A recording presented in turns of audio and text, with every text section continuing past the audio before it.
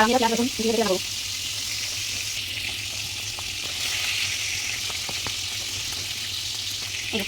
লঙ্কা আদা পেঁয়াজ রসুন বাড়বো আমি মাছ ভালো লেগে গেছে।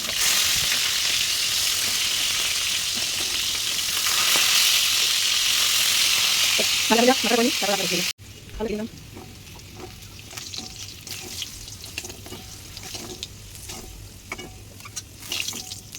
আগে রাখবো না জমে দিলাম।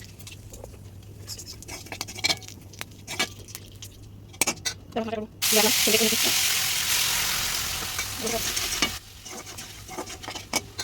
একটা মশলা এটা খাই খাই দাম ভালো লাগে। ini makan masih pakai kulit nah itu yang itu dari mana ada ada ya ya untuk yang lagi kulit boleh kan asal dari yang sini ini mana terus coba mas ini ada kita boleh terus রান্না আমার ডান। এবার গরম মশলা add করব।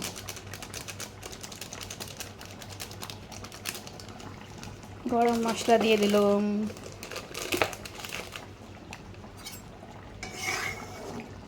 আলুটা একটু ছোট ছোট করে কিউব কিউব করে কাটতে হতো ঠিকই, তাহলে মাছের সাথে একটা অ্যাডজাস্ট হতো, দেখতে ভালো লাগতো। এটা একটু লম্বা টাইপের পিস হলে পরে তার সাথে এই লম্বা আলু যায়, সব বুঝে শুনে লম্বা করেই কাটলাম।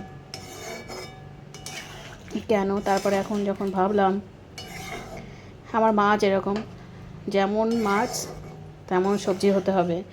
মাছ ছোট, আলু লম্বা, মাছ লম্বা, আলু ছোট, সবজি পারফেকশন মানে পারফেক্ট, ওহো ভুলভাল বলছি, সবজি একদম পারফেক্ট হতে হবে, যেমন কাটা ফিনিশিং সাইজ মানে সাইজ একটার সাথে একটা একদম সমস্ত সবজি ম্যাচ করে করে কাটা।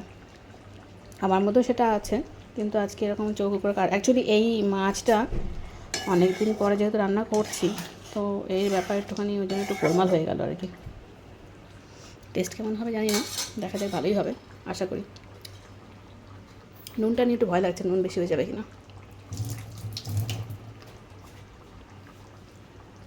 যাই হোক, রান্না পুরো ডান। আজকে রাতে খাওয়া হচ্ছে বেগুন ভাজা আর হচ্ছে শঙ্কর মাছের ঝোল। রাখলাম তাহলে।